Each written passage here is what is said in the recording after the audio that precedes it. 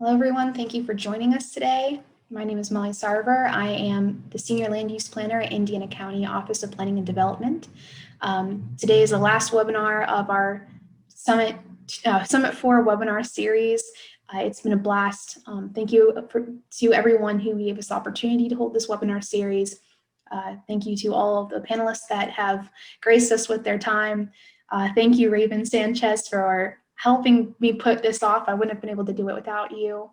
We have an exciting webinar here today with Coalfield Development. Our guest speaker is Marilyn Wren. Really quick, before I give you the floor, Marilyn, I just want to remind everyone of the places that they can locate our recordings. So if you have any questions about the task force and you'd like to contact us, you can contact us at sustainableindianacounty@gmail.com.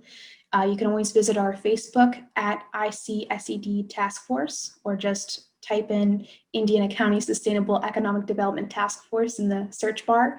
You'll find our Facebook page. It'll look like this. There, if you scroll through a post, you will be able to find recordings of all of our webinars that we've held so far as they were live streamed. If you are watching the live stream now, feel free to leave any questions you have in the comments section. We will be watching. Likewise, if you are tuned in through the webinar, if you leave a question in the Q&A feature or in the chat, we will answer it as soon as we can, or during our question and answer section. If you go to our website, sustainableindianacounty.org, you can find all of the recordings that we have updated on the previous summit events page. It'll look like this. We don't have all of the webinars posted yet because we do edit them down for the Facebook or for the website, but they will be there with time. We also will be posting them to YouTube. And here's what our YouTube channel looks like. So without further ado, I'm going to pass it off to our representatives from Coalfield Development. We have both Marilyn Wren and Brandon Dennison here with us today. So thank you. Good deal. I can kick it off here. My name is Brandon. I'm the founder and CEO of Coalfield Development. I'm at our main office in Wayne, West Virginia today. And I'm going to be here for the first portion, and then I'm going to hop off, and Marilyn's going to take it all the way to the finish line. But I'll let Marilyn, I'll say a few words, but Marilyn, first just introduce yourself. Sure. I'm Marilyn Wren. I'm the Chief Development Officer for Coalfield Development. I'm working in Charleston, West Virginia, and I work both on the traditional development side with fundraising and also oversee our human development side, HR, and our personal, professional, and academic development work. Marilyn, even before she was at Coalfield, was with an organization, Center for Economic Options, that helped actually with the original business plan for Coalfield Development, some of our initial social enterprises. So Marilyn brings a wealth of experience and wisdom in this field. So appreciate her being with you all today. So the two main themes that I would convey, social enterprise is really at the heart of a lot of what we're trying to do here. And I can say more in a little bit about why that is. And the other thing just that I wanted to speak to when it comes to economic transition, the importance of speed and tangibility. So I think for communities that have been disinvested in for far too long, and communities that are experiencing job loss and businesses closing, it's just important to come up with strategies and interventions and approaches that people can tangibly see and feel and experience and know that lives are getting better because of it. If not theirs, at least their neighbors or some family members. And I think with some of the public sector programs, that's the missing piece sometimes, is it just moves too slow to meet the moment.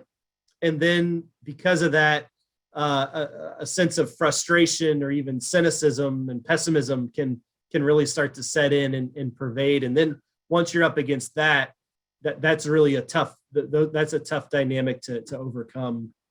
So I just would encourage you, as you're developing your strategies, move as fast as you can and make it as tangible as you can.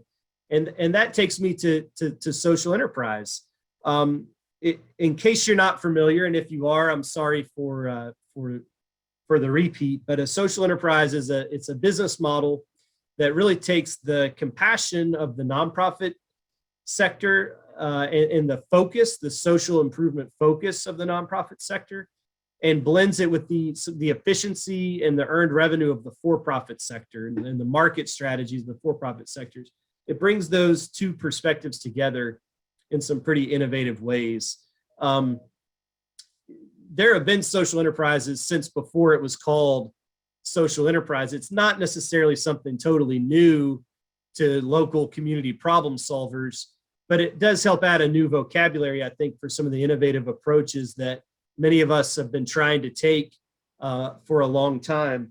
And what we do as social enterprises is we put people straight to work. So we've helped start a green collar sustainable construction company in Southern West Virginia. We've helped start a sustainable agriculture social enterprise, a t-shirt printing company that prints on 100% recycled content t-shirts, and even the first solar installation company in the southern part of the state. We've helped to start all those efforts. And it's about just putting money straight into the businesses themselves and then using those businesses to put people to work. So I'm sure in your community, it's similar to the culture here, which is an amazing culture of a hard work ethic and a problem-solving mentality. Folks who want to be a part of something, want to work, want to learn. And yet our economy has made it tough for those folks who are looking for job opportunities to find them. And so our enterprises are an answer to that. And then once we employ people, we have what we call a 33, 6 and 3 model for the work week. And this is how we organize the work week. So 33 hours of paid work, 6 hours of time in the community college classroom, and 3 hours of what we call personal development. This is some of the human development Marilyn alluded to earlier. 3 hours a week, really just to identify barriers that might be holding us back, to reflect, to learn, to spend time on shared activities and build community and build trust. And it's really become a very important part of our week. And so the enterprises are diversifying the economy by proving concepts in new markets and trying to grow those new markets, but it's also creating very real and tangible opportunities for people who face barriers to employment at the same time. So I think that's a hallmark of social enterprise, is it's doing several different things at the same time. We actually talk about a triple bottom line of people, planet, and profit. So every business has the one bottom line of profit, but we're actually looking at the social bottom line. What are we doing to improve our society and our people? And the environmental bottom line, how are these businesses contributing to an improved natural environment? And that's really how we measure our success. The 33, 6 and 3 has been our bread and butter, but we have a fairly new program called our RAPS program, Workforce Readiness and Professional Success. And I'm going to let Marilyn speak to the details of this, but it's an initial 6-month period where we front load a lot of the training and just the life stabilization. A lot of the folks we're working with are overcoming unbelievable amounts of obstacles at once: trauma, substance use disorder, long-term unemployment, transportation, childcare, health, debt. It can feel overwhelming, actually. And so what we realized is, before throwing someone headlong into a 3-year 33, 6 and 3 commitment, let's take an initial 6 months and just get things stabilized, assess what the needs really are, build up a little bit of income and stability, and then assess, is the 33, 6 and 3 right for them? So Marilyn, I'm gonna pass to you. And I'm able to stay on until 12:30 for some initial questions once Marilyn's done with her opening comments as well. Cool. Yeah, thanks, Brandon. It's it's amazing,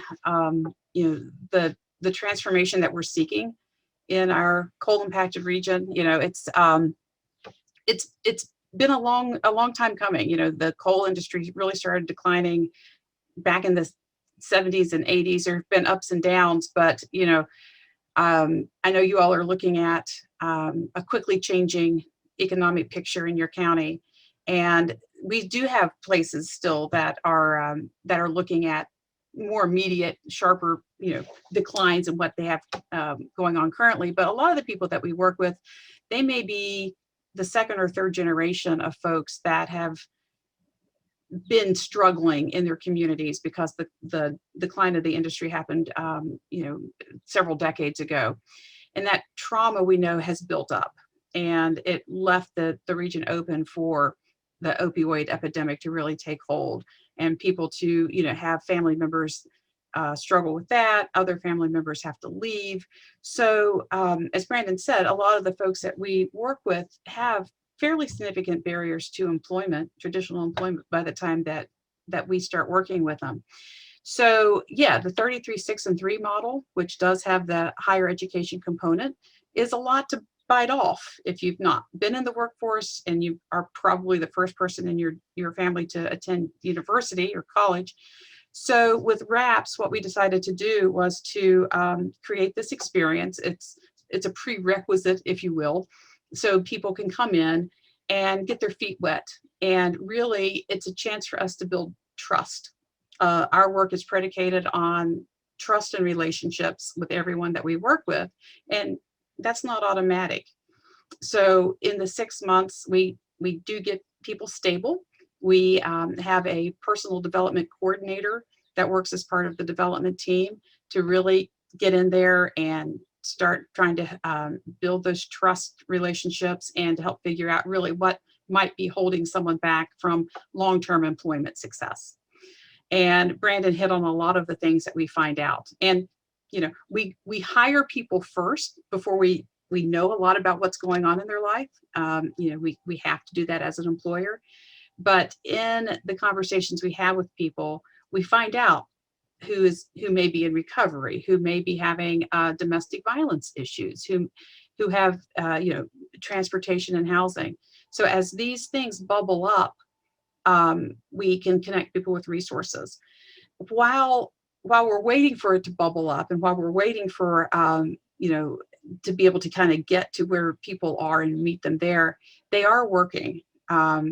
RAPS positions are paid positions. We start at $11 an hour, and people work 33 hours a week, kind of doing a combination of the paid on-the-job training, a deeper dive into that personal development. And then instead of the community and technical college piece, we help people focus on certificates and certifications that would be useful pretty much anywhere. OSHA trainings, first aid, CPR, some forklift training, some things that we know there's a broad-based need for.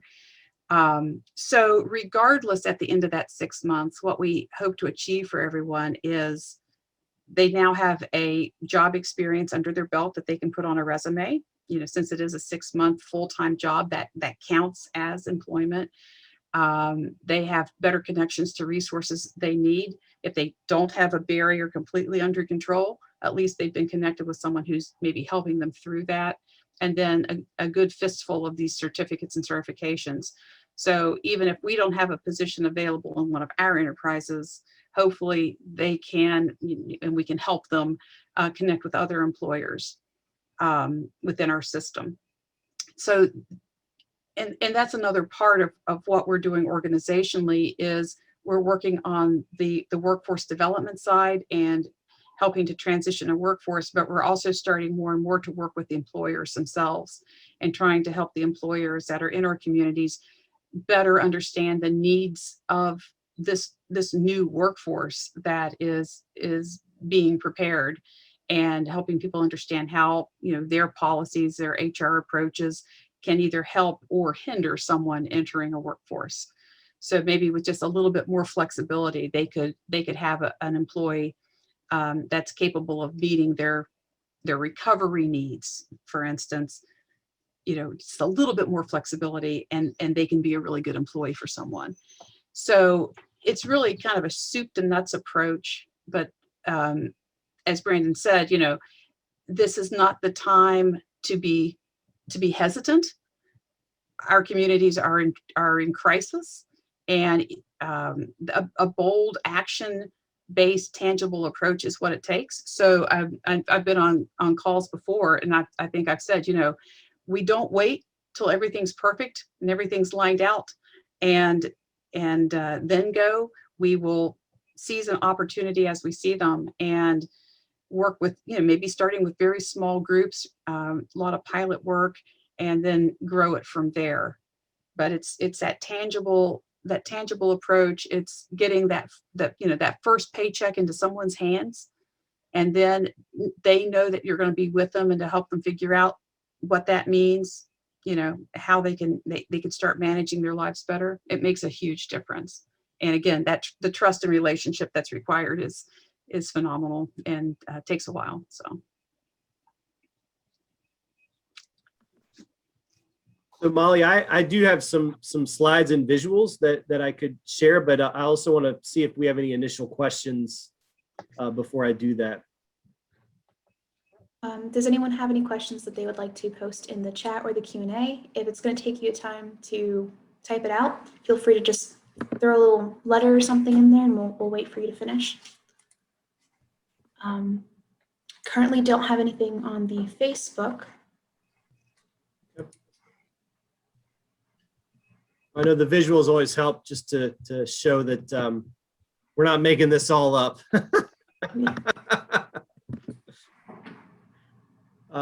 So this is Coalfield Development, and this is, you see an agriculture site. The bottom right is a RAPS, workforce development activity underway. The bigger picture is a construction site. Our construction projects are also very tangible and visible. We take a lot of historic buildings that are in prominent locations, buildings that the community has a sense of attachment to, buildings that really still have a soul and a character to them, and bring them back to life. And we hire local people to do it. We make the buildings more energy efficient in the process, and then we help locate new businesses and social enterprises in those buildings. So construction is our oldest enterprise, and is our largest, continues to be our largest enterprise. This gets at some of what we discussed with our theory of change, of really trust and relationships and tangible experiments. Really, so you would read this from the bottom up. It really starts one project, one person at a time. And then eventually, we know we need new markets and a whole new economy, but jumping to that top down, massive investment approach, I think can leave folks feeling left out and left behind. And so the relationship building is really key. Brandon, you do have 3 questions in the chat if you'd like to answer them. Great. All right, so the first one is, what are some examples of certificates that people earn through your program? So I can start, Marilyn can add in. Everybody gets an OSHA 10 card. So safety training, first aid, CPR are critical. And then some of the standard professional skill sets, there's some key certificates that are broadly applicable regardless of industry. A forklift operator is one. We've done a lot of environmental remediation training, so how to deal with environmental hazards safely and remediate those. Construction, carpentry, we use the union, carpenter union curriculum for on-the-job construction training. Solar training, we get folks prepped to take the NABCEP certifications for solar installation. So it's a fairly broad array, and what we try and do is tailor it to the interests. So the safety training is standard, but then we try and tailor some specific technical interests to the particular areas that the trainee is interested in. yeah, and that's a good point, Brandon, because we with RAPS, most of our RAPS trainees, they're based in a cohort, and the cohort is based with a community partner that we meet on a values level with. And the cohort can be tailored to meet a community need. So we have cohorts that are focused on, say, for instance, food security, getting food into the local system,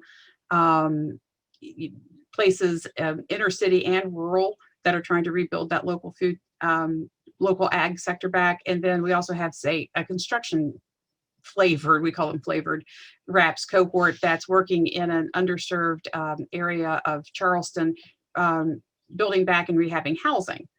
So, depending on whether or not a cohort is focused on, on housing or on food, we've had other cohorts focused on developing skills in broadband. So they got their certificate and their certifications in broadband installation. They worked with one of our community and technical colleges to do that. So it's really flexible. And again, being able to kind of target a RAPS cohort to meeting a community need, we think is valuable on a lot of levels. So I see another question: how does the community engage Coalfield to develop to come and work there? A lot of it is just like I described. If we can find a community partner, profit or nonprofit, most of ours are nonprofits, and develop a relationship. What the community partner does for us is help with recruiting. They can help us connect with very community-based resources. They can help us identify folks in the community that are opinion leaders that that people will trust as we're trying to build those relationships. Sometimes that can help, and then work broadly in the community to identify those needs. So if we come in and if we can stand up a cohort there, the community will know that it's going to have at least some of its needs addressed with local resources, with just a little bit of support from us. Our last agriculture cohort of RAPS was launched out of a church basement. So very, very, when we say community-based, very community-based, one project, one building at a time. Mm-hmm. Thank you for sharing that. That really does put it in perspective. The last question that we have right now is this in coordination with the Tri-County WIB Workforce Development Board, or a next step from that? We get we do not get any flexible funding from the workforce investment. I guess now it's the workforce investment and opportunity. They added an O in there, but some of our participants are recruited from what here it's called Workforce West Virginia. And that comes with, like, for the first 6 months, we can get some of their wages paid back. So through the Department of Labor on the job training, or OJT program, we get a little bit of support for that. But honestly, I wish we got more. I mean, I think each WIOA board seem a lot more innovative than others. And even within West Virginia, some of our WIOAs are more innovative than other WIOAs. So I think that at a basic level, you can tap the standard wage reimbursement programs, at least for 6 months. But I think based on some initial research, there could be much bigger flexible investment in an effort like this if the WIOA chose to go that route. Yeah, one of the things that we're looking into, because we're always trying to figure out how to tap into the resources that are there, the SNAP E&T education and training dollars through SNAP funding, that also can help offset the administrative cost of setting up these types of training programs.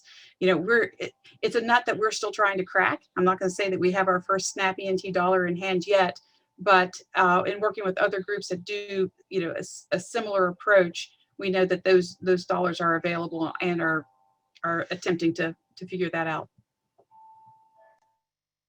All right, thank you. Go ahead. A lot of times we get questions about funding, so I'll just jump to that. I mean, it's quite a hodgepodge. Once someone goes from those first 6 months into the 33, 6, and 3 model, that really, the goal is for as much of those 33 hours to be paid by earned revenue, sales income, just like a normal business. The 6 and the 3, and even some of the 33 are always going to have some subsidy, because you are working with an employee who's trying to overcome barriers, and that's not helping overcome those barriers is not really profitable activity, and yet it's highly valuable activity to society and to the community, and certainly to the individual and their families. So our earned revenue, our best ever year was 49%. Sometimes it dips lower down to 20%. And so anywhere between 20 and 40% is the makeup of our budget that's earned revenue. And then we have Appalachian Regional Commission has been our largest funder traditionally. We're not funded by them right now. And that we do have a Department of Labor grant right now, which is our first ever direct funding from Department of Labor. And then we have some private family foundations that support us as well. So more than 40 different funding sources at any given time to patchwork together and make all this go. I am noting, I just Googled it, that Indiana County is an ARC county. So that's just good to know. Good to know. Yeah. All right. Thank you for taking the time to answer those questions. I'm not seeing anything on the Facebook, and there's nothing more in the Q&A and the chat, so feel free to continue with your presentation. Sure. So here's, again, the 33, 6, and 3 model summarized. And the neat thing about this, it's a structure. So sometimes it's more like a 35, 3, and 7. It's not meant to be a rigid, every week must be like this. It's a starting structure. And I've found, and I didn't necessarily expect this when we started 10 years ago, the structure and the accountability is actually a gift that's greatly appreciated from our participants, trainees, and crew members. A lot of times they're coming out of such chaos on the home front that to come and just have a structure and to be held accountable within that structure, and then to be given really 3 hours of time for just thinking, just being allowed to think and think beyond just how do I get through this day and this week, is actually quite a gift. So again, there's flexibility. It's not meant to be rigid, but the system and the structure really counts for a lot. I would say almost half the battle of us making sure a person is successful with the 33, 6, and 3 model is the scheduling. Doing scheduling in a way that accounts for higher education, that accounts for unexpected life challenges, that accounts for transportation barriers. The flexibility of the scheduling is something we as a social enterprise prioritize, where a traditional employer maybe doesn't or maybe can't, and has to be a lot more rigid, and therefore has a much higher level of attrition. The 6 is tough. The school piece, a lot of times, I think long-term, getting that degree, I mean, the research is very clear. The earning power, the opportunity for promotions and upward mobility that come with that degree are really important. And yet, if someone's the first in their family to go, they might not have a lot of support in that higher education. They might not have family members who understand what that takes to be successful. And they might not have been coached up on the value of that degree. And so I think the 6 is probably the hardest part for a lot of our participants. Yeah, I would agree with that. And, so we've had to build supports, right? I mean, so, it's an expectation of the program. So we have MOUs with the community and technical college system. So there's good communication back and forth. We also have a study hall that we expect people to come to every week. So we know, even with the chaos of life that people may have on their home front, they have a couple hours set aside every week with good support there. So if someone is stuck, if someone does have something going on, they don't fall behind, because we know that once that starts happening, it's really hard to get back on top of it. So, because a lot of what we're doing is we say, rebuilding the Appalachian economy from the ground up. It's true. I mean, we're making cultural changes and doing that person by person, and really focusing on, the whys of it. And that's why that reflection that Brandon's talking about is so important. And we do a lot of reflecting as an organization with everyone involved at least once a month. The entire organization gets together, all of the trainees, all of the crew members, all of the staff, and we learn together. I mean, the organization is predicated on continuous learning and personal growth for everyone, and not just the people that we serve. It's an organizational philosophy, because we're in this together, and that comes through, and people respond to that. Very well said. Yeah. We're having a sudden thunderstorm and my windows are wide open. So just give me just a. No, you're quite all right. Take your time. That's very well said. I think a lot of times in economic development discussions, it's all about jobs, jobs, jobs. And it should be a lot about jobs, but we need to be talking about the quality of those jobs.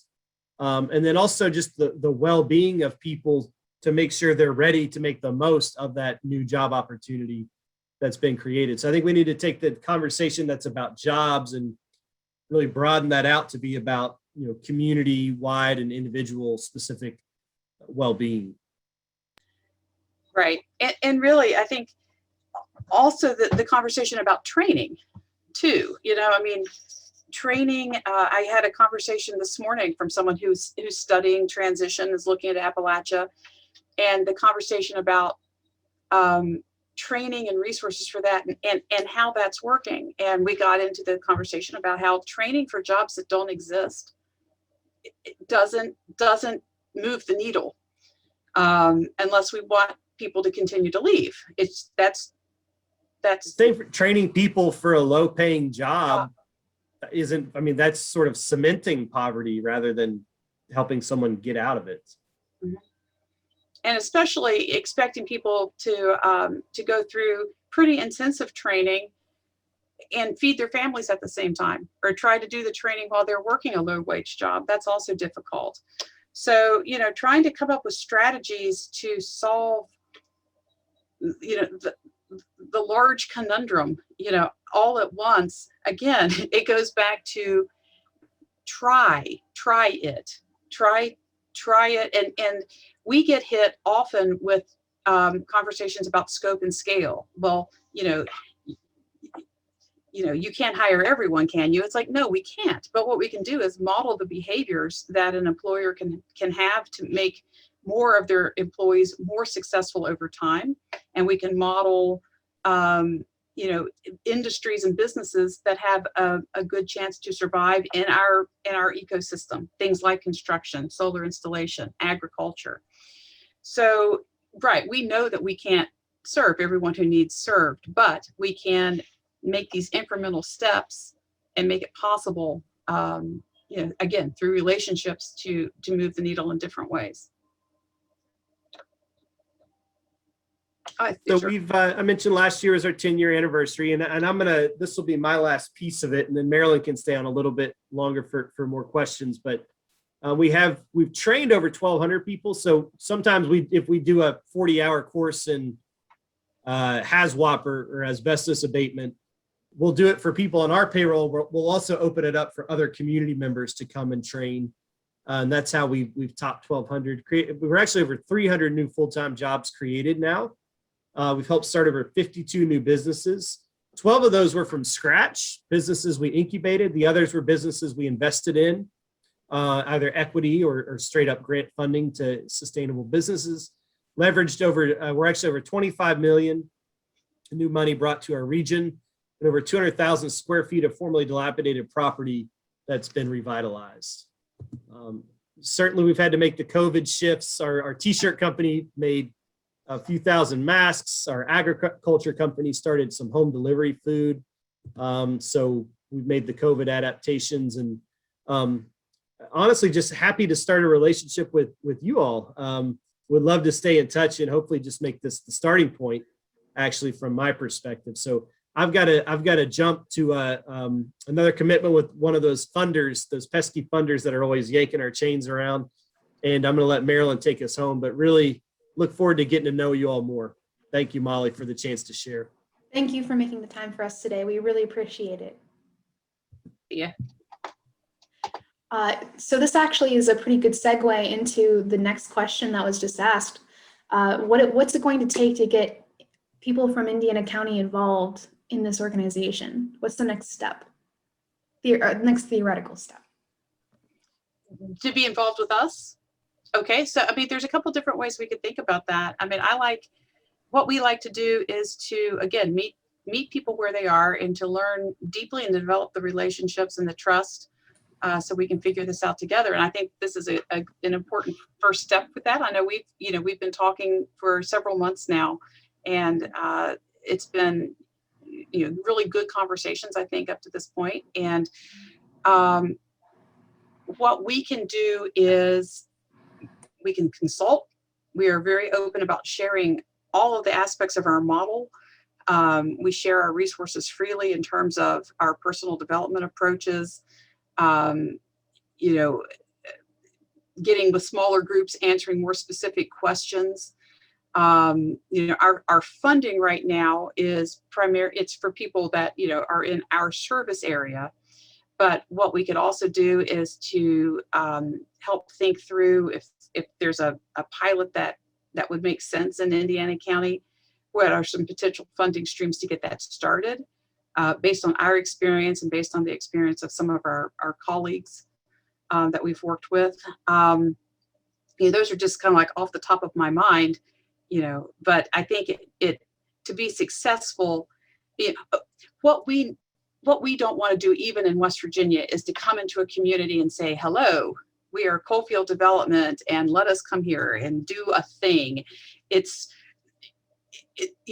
We're that's not who we are. So what we like to do is to really figure out how to help folks tailor what's really going to be transformative to their locale. And would love to keep having the conversation about who does it make sense for us to connect with, who are those folks, and whether we can identify them here today and keep the conversation rolling, or however you would like to follow up with that, we'd be open to. And if anyone is watching that is interested in joining this conversation that's been, as Marilyn said, ongoing for the last several months, feel free to drop your name in the chat, in the comments section on Facebook, in the Q&A. I will be writing it down. But of course, you can always follow up too at sustainableindianacounty@gmail.com. Or if you have my contact information, you're more than welcome to contact me, and I will happily get you in contact with Marilyn. Raven does have the ability to enable chat for the attendees. So Raven, if you are able to turn that on, that'd be great. We'd love to have a conversation with the attendees. Yeah. And Marilyn, just to clarify, you talked about your service area. We of course know that you're based in West Virginia, but what has your service area included to this point? Okay, so we work primarily in Wayne, Lincoln, Mingo, and McDowell counties, which are all southern West Virginia coal counties. Broaden that out to include Cabell County, Kanawha County, where I'm currently located, a little bit in Fayette County. But generally, if you all are familiar with West Virginia, Charleston and Huntington sort of line up, west to east, and we work south of that. Again, we're pointed at the coal country, and that's where most of our our coal job losses have been, is in that section. So, but we've recently expanded our RAPS program, and we're working with a colleague down in Abingdon, Virginia, that has been involved in the local food sector for a long time with us. We're partners through an organization called the Central Appalachian Network, which is a 25-year-old learning network that, I don't think we've ever had a partner in CAN from Pennsylvania, but they were interested in getting into workforce development, knowing that that was a big need for their area. So we're piloting a RAPS cohort down there with them. And again, that's like a sample of kind of, depending on a partnership, the type of thing that we, are willing to do with our partners is to, enter into these relationships and try to really help give them the support they need to launch RAPS. And from that, I think they're launching their second RAPS cohort. They've pursued individual funding for it, and they're finding it challenging and rewarding and really important work. So it's been a great learning experience for us too. Great. So we have now enabled the chat feature, and I believe if you raise your hand, you will be able to speak. First up, we have Tina Purdue. Tina, do you have some questions for us? Oh, hi. Okay. I was just putting something in the chat. So I guess I came in kind of late, but I've read your material because I'm on the task force. And I was just wondering what would be like an immediate next step to a potential collaboration between us and you.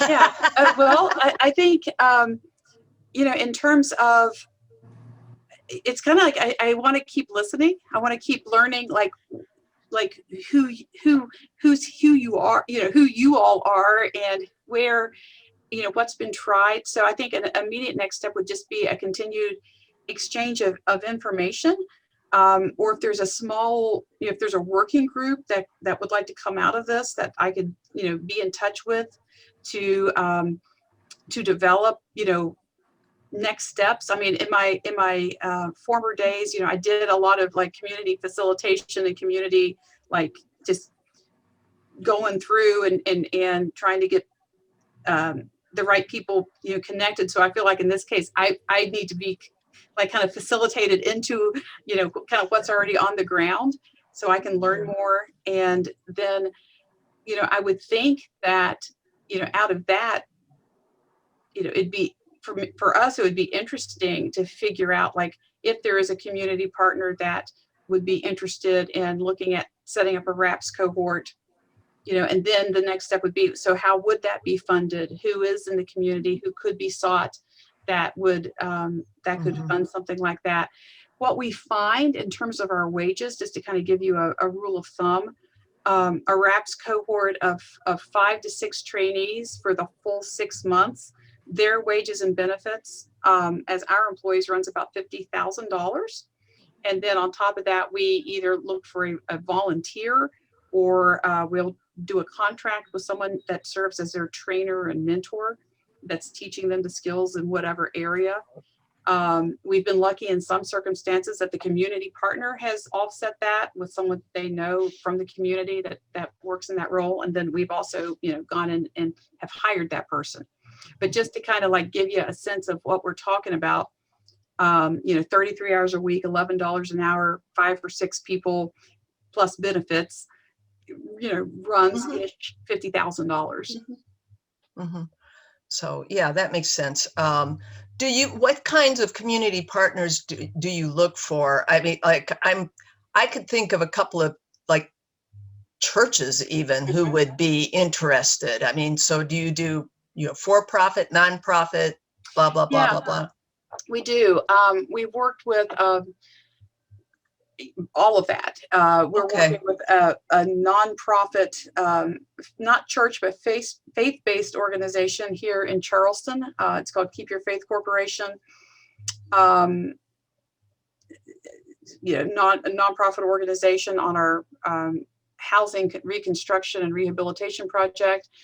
In our Fairfield community, we're working with a church that we started working with through the a Black Pastors Association. And so there's kind of a collection of churches there.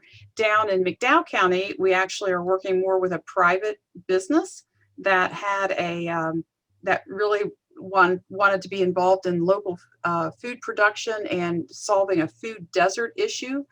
So that business owner stepped up and became the mentor trainer, and but we were able to get a cohort down there. And then in Abingdon, we're working with a fellow nonprofit, like I was mentioning. So yeah, it kind of runs the gamut. Okay. Cool. Yeah. My sense is that you are all very flexible. Flexibility is our middle name. So it's what it takes.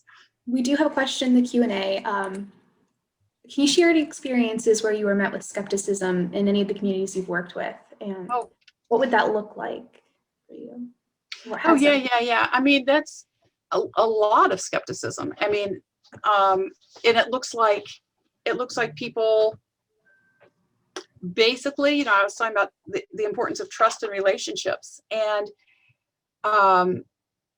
you know, people expect us to not follow through. I mean, people really do expect us to not do what we say we're going to do. I mean, that's like the baseline, because we've been planned, and we have been studied, and we've been you know, SWOT analysis out the wazoo.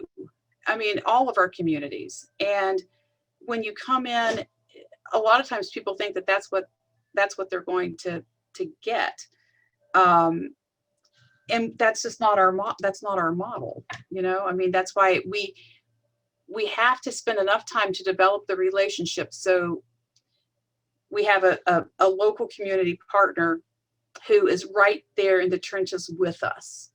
That's important, because, as I said, we don't want to come in and just say, hello, we're here, let us do a thing.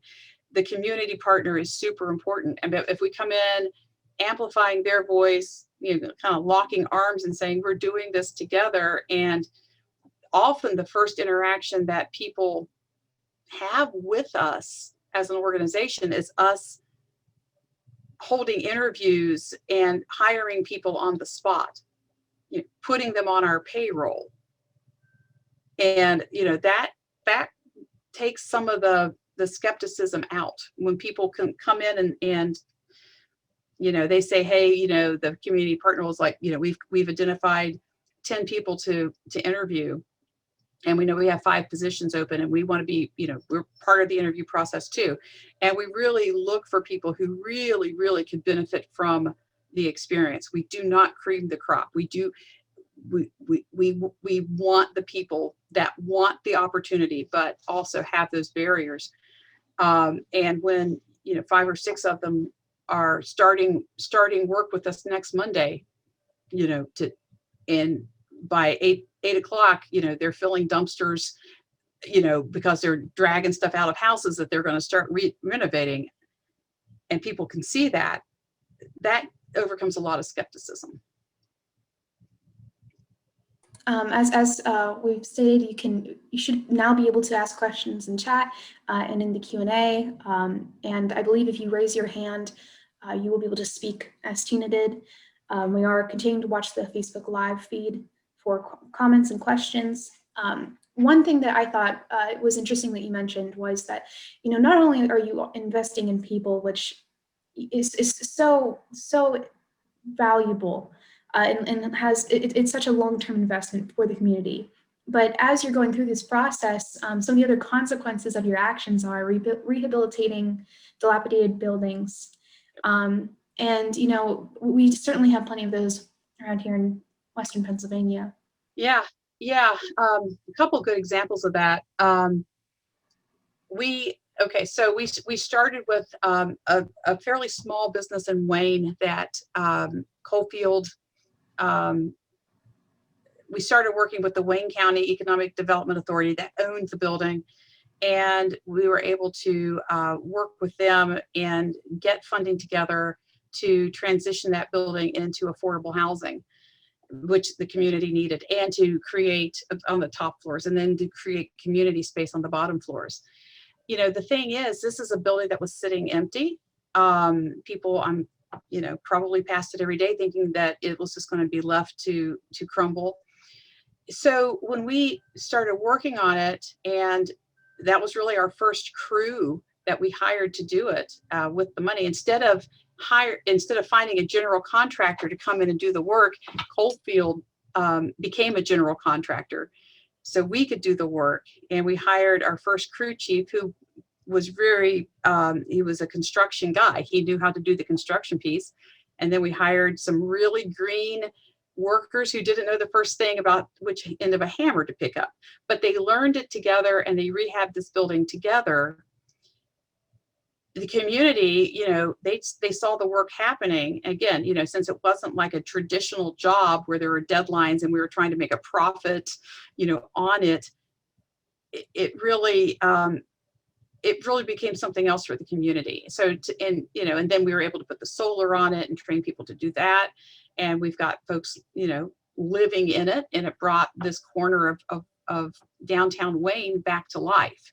So instead of having this reminder of the disinvestment, it's now it's an asset. Very similarly, we bought a 96,000 square foot really dilapidated former factory in Huntington, West Virginia. We were actually brought in, our deconstruction crew was brought in to pull out materials, and looking at the bones of this place was like, this is great. And it was the heart of this community. Thousands of people worked in this factory, making men's suits for generations. And just to have that, again, a physical reminder of the collapse was disheartening. So we bought it about $1 a square foot, and then pretty immediately fixed parts of it, made it safe, started having community events around it. We were able to get an EDA construction grant to shore up the envelope. We started agriculture around it. We brought it back to life, investing little bits and little bits and little bits. To this day, if you looked at it, is it finished? No, but we have our enterprises based out of it. It's a hub for music and recording and creative placemaking now. And we've also, the police department in the area has told us that crime has fallen 42% in the neighborhood surrounding this building, and property values are up 12%. And it's years of work and slow investment, but we didn't wait until it was perfect to start drawing attention to it and bringing it back to life. So again, it's just like that tangible, fast work with what you have. And we think that is it helps our people reconnect with our entrepreneurial roots, right? Because that's really what our communities have lost through the reliance on a mono economy for so long in coal. We lost this entrepreneurial mindset, and we have to demonstrate that again. I think that's an excellent point. Thank you. We do have someone shared the comment that a starting goal perhaps for our community is that local community groups need to build the trust of the community members as well in order to have a successful program. So, maybe more on our end in preparation for future opportunities, building those connections and actually getting involved with the community. It's amazing what that can do. And that's such a good point, because I would be remiss if I didn't say that all of our community projects, a big part of it are design charrettes, community meetings where, again, we're not coming in and saying, hey, we just bought this building and here's what we're going to do with it. It's that the very first meetings, and I was still with the other organization I worked for before Coalfield, and Brandon had a community-based design charrette around that, and it was attended by, there were 75, 80 people, and this was just one of the charrettes in a room, a facilitated conversation about, what do you want, community? What do you need? This is a big part of your history, a big part of your economic fabric.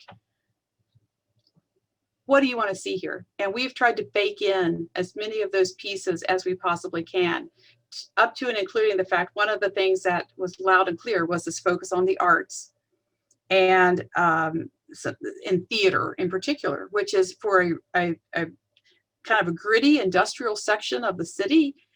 Who would have thought that, right? So we just submitted a proposal to our state division of culture and history for a grant so we can build a black box theater inside our 96,000 square foot warehouse to complement our t-shirt, our t-shirts on one side, theater on the other. We'll figure it out. And this was years ago, but we're honoring that commitment, and we're honoring the voices that we heard. And again, that's how we've built trust.